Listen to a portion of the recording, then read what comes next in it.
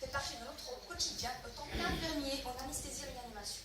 Il y en a parmi nous qui la considèrent comme un acte anodin. Or, ce n'est pas le cas. C'est un geste à risque et de nombreuses complications ont été décrites. En effet, l'aspiration endotrachéale augmente le risque infectieux. C'est une source d'hypoxémie transitoire.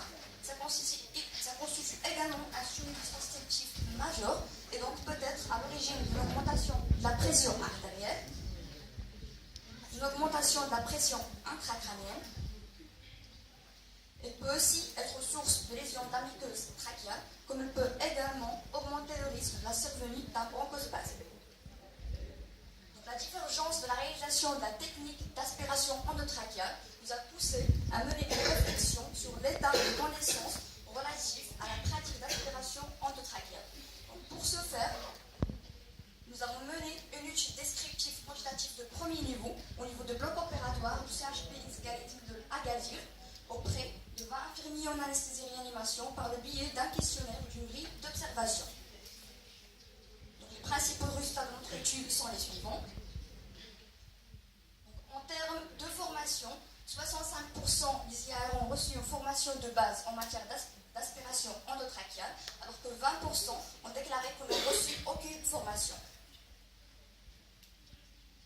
La moitié des IAR jugent que les connaissances reçues lors de la formation de base sont insuffisantes. En ce qui concerne le matériel nécessaire à la réalisation de la technique d'aspiration proprement dite, on a 85% des IAR qui sont déclarés que le matériel est disponible, mais si on parle de matériel de protection du personnel, 75% des IAR ont déclaré qu'il n'est pas disponible.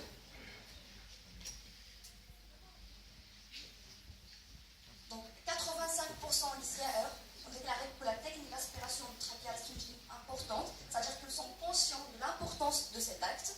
Donc, la décision de la réalisation d'une aspiration trachéale doit être toujours basée sur une indication. Or, on observe que 60% des IAR réalisent l'aspiration d'une façon systématique. L'auscultation pulmonaire constitue toujours un élément indispensable pour poser l'indication de l'aspiration endotrachéale. Donc seulement 35% des IAR auscultent avant d'aspirer. Le lavage hygiénique des mains constitue toujours une mesure qui tend à limiter ou bien à minimiser le risque infectieux. Or seulement 5% des IAR le réalisent d'une façon systématique. 35% des IAR négligent la pré-oxygénation. Or, c'est un élément essentiel pour minimiser ou bien prévenir l'hypoxémie liée à cet acte. Donc, l'utilisation d'une seule sonde d'aspiration à la fois pour la bouche et pour la trachée augmente encore le risque infectieux. D'où l'utilité ou bien l'intérêt d'utiliser deux sondes. Donc, on observe que seulement 30% des IAR utilisent toujours deux sondes. La technique sans contact lors de la manipulation de la sonde d'aspiration permet ou bien tend à minimiser le risque infectieux. Donc seulement 20% des IAR adoptent cette technique. Donc la moitié des IAR réalisent l'aspiration endotrachéale avec des mouvements de va-et-vient qui favorisent les lésions de la muqueuse trachéale. Donc 95% des IAR n'utilisent pas un liquide stérile.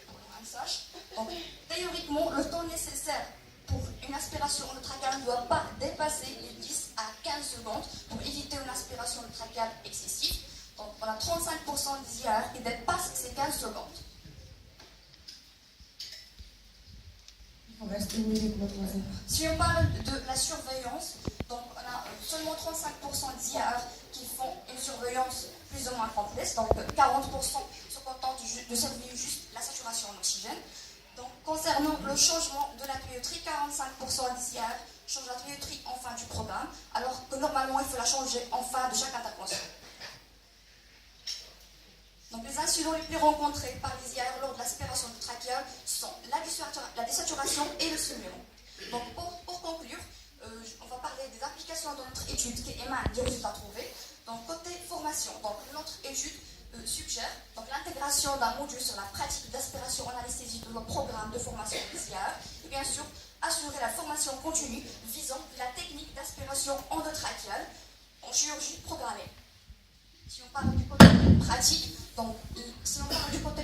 notre étude porte comme suggestion donc, la mise en place d'une politique d'élaboration de fiches techniques et de protocoles préétablis en faisant référence aux recommandations de sociétés savantes et bien sûr informer les IAR sur les risques et les incidents liés à l'aspiration endotrachiale.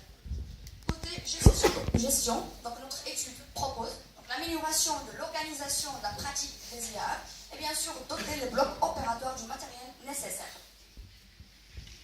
En termes de recherche, cette étude peut faire une base pour entamer d'autres recherches de deuxième niveau. Donc, notre exposé arrive à sa fin. Merci de votre attention. Donc on va passer à